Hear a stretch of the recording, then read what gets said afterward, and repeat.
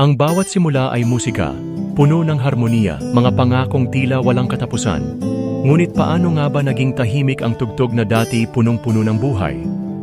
Sa kabila ng iyong ngiti at mga salitang ginuhitan ng lambing, may pahiwatig pala ng paglayo, mga sagot na hindi ko kailanman narinig. Ngayon, ang dati nating awit ay parang sirang plaka na paulit-ulit, nagtatanong ngunit walang sagot. Ito ang simula ng kwento, ng isang pusong iniwan sa kawalan, naghahanap ng dahilan, umaasang mabubuo muli ang himig na minsang tinawag kong tahanan.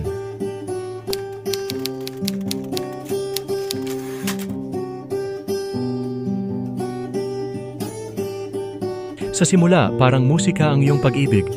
Tugtog na umaalingaw-ngaw sa bawat sulok ng aking mundo. Sa bawat tingin mo, sa bawat ngiti, akala ko'y natagpuan ko na ang himig na para sa akin. Ngunit sa isang kisap mata, nagbago ang ihip ng hangin. Ang lambing na dati iyong sandata, biglang naging malamig na kawalan.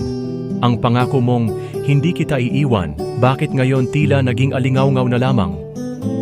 Anong nangyari? Hinahanap ko ang sagot sa mga salitang di mo sinabi.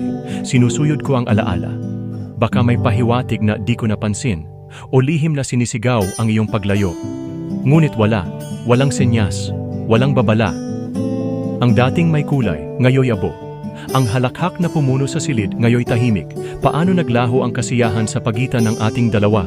Saan tayo nagkamali? Ako ba? Ikaw? O tayo mismo ang dahan-dahang sinira ng panahon? Masakit. Parang isang awitin na biglaang naputol, isang liwanag na sinakmal ng dilim. At habang iniwan mo akong nakatayo, bitbit ang mga tanong na walang kasagutan, natutunan kong yakapin ang lungkot. Sapagkat ito na lang ang natitirang alaala ng pagmamahal mo.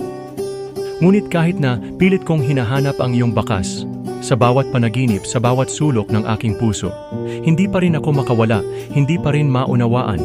Paano maglalaho ang pagmamahal na sa simula pa lang, akala ko'y walang hanggan?